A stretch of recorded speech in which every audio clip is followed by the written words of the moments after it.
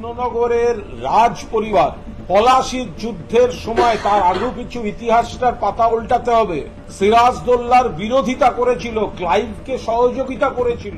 আজকে যে কৃষ্ণনগরের মাটিতে দাঁড়িয়ে মহুয়া মৈত্র নির্বাচনে প্রতিদ্বন্দ্বিতা করছেন, যে কৃষ্ণনগরের লোকসভার আসন নিয়ে তৃণমূল কংগ্রেস বক্তব্য রাখছে, যদি রানী জ্যোতির্ময়ী সেদিন না থাকতেন, যদি রানী জ্যোতির্ময়ী রুখে না দাঁড়াতেন, তাহলে আজকে ওটা ভারতবর্ষের মধ্যে থাকতো না। পলাশীর যুদ্ধে সিরাজউদ্দৌলার বিরোধিতা করে লর্ড ক্লাইভকে সহযোগিতা করেছিল কৃষ্ণনগর রাজবাড়ী। 24 লোকসভা ভোট আবহে চাঞ্চল্যকর দাবি তৃণমূল মুখপাত্র কুণাল ঘোষের। উল্লেখ্য, কৃষ্ণনগরে বিজেপির প্রার্থী রাজবাড়ির সন্তান অমৃতা রায়। তাই মানুষের মনে বিভ্রান্তি দূর করতে পাল্টা সরব রাজ্যের প্রধান বিরোধী দলও। বিজেপি সাংসদ তথা মুখপাত্র শ্রমিক ভট্টাচার্যের দাবি, ইতিহাস ভুল পড়ানো হয়েছে।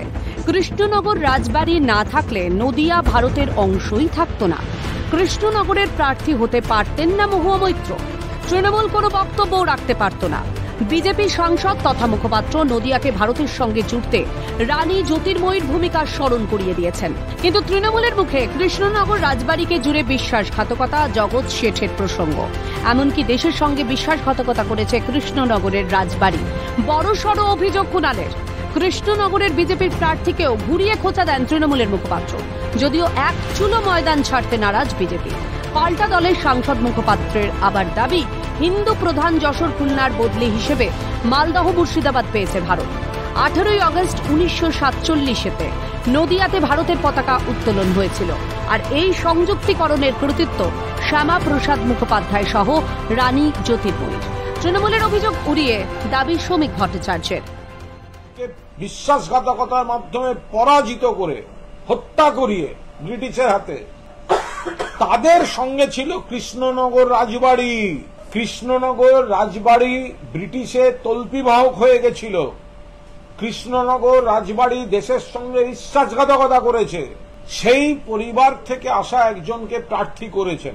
অর্থাৎ যে বিজেপি ব্রিটিশকে মুচলেখা দেয়া, সাভারকারকে বীর বলে, যে আরএসএস নাথুরাম গডসের পুজো করে মন্দির বানায়, সেই বিজেপির দেশভক্তির যে সংস্কৃতি, তাতে কৃষ্ণনগরের রাজবাড়ির প্রতিনিধি তাদের প্রার্থী হবেন, এ তো খুব স্বাভাবিক ব্যাপার। হিন্দু প্রধান যশোর খুলনার পরিবর্তে আজকে এক্সচেঞ্জ করে আমাদের এখানে মালদা এবং মুর্শিদাবাদ নেওয়া হয়েছিল।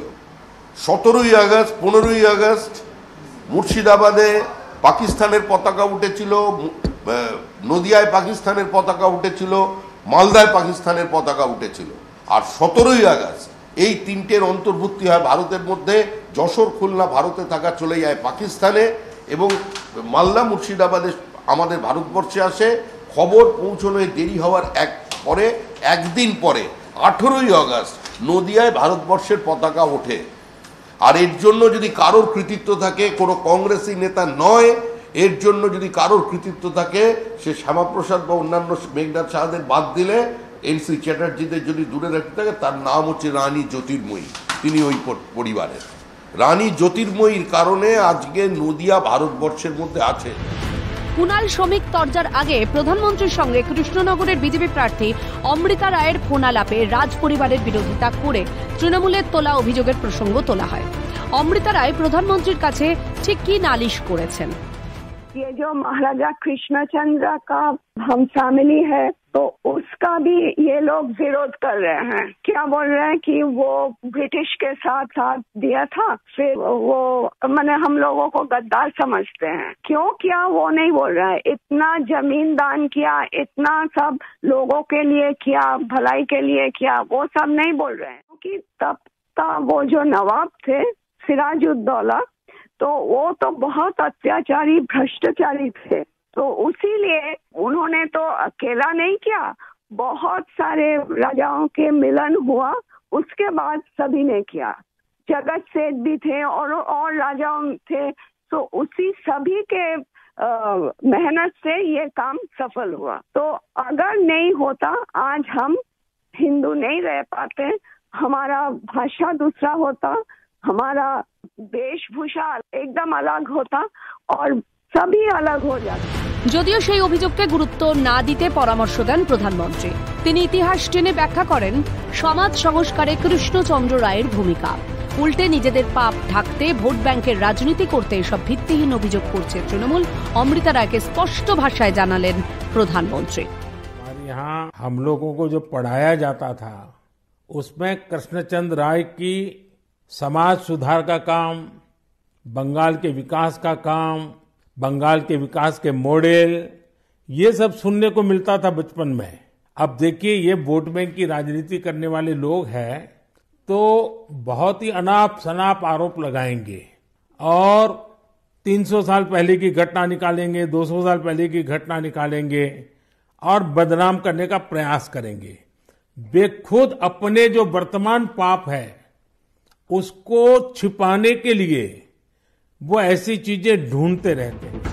ওয়াকিবহাল মহলের প্রশ্ন, কোথাও কি কৃষ্ণনগরে নড়বড়ে ঘাস ফুলের ভিত?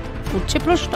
বিরোধী শিবিরে প্রশ্ন, সংসদের লগইন আইডি তৃতীয় ব্যক্তিকে দিয়ে মহামৈত্রকে সংসদীয় রীতি লঙ্ঘন করেনি? প্রবাসী একজনের হাতে সংসদীয় নথি তুলে দেওয়া কি দেশদ্রোহিতার সমার্থক নয়?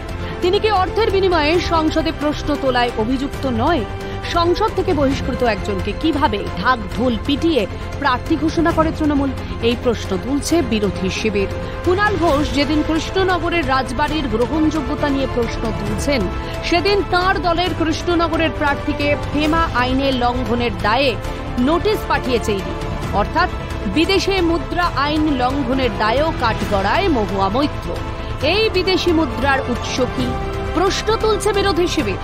রাজনৈতিক মহলের মুখে বাংলায় প্রাচীন প্রবাদ, কাচের ঘরে বসে বাইরে ঢিল ছুঁড়তে নেই। আর নিজে কাচের ঘরে বসে বাইরে ঢিল ছুঁড়লেন কি তৃণমূলের মুখপাত্র? উঠছে প্রশ্ন। ক্যালকাটা নিউজ।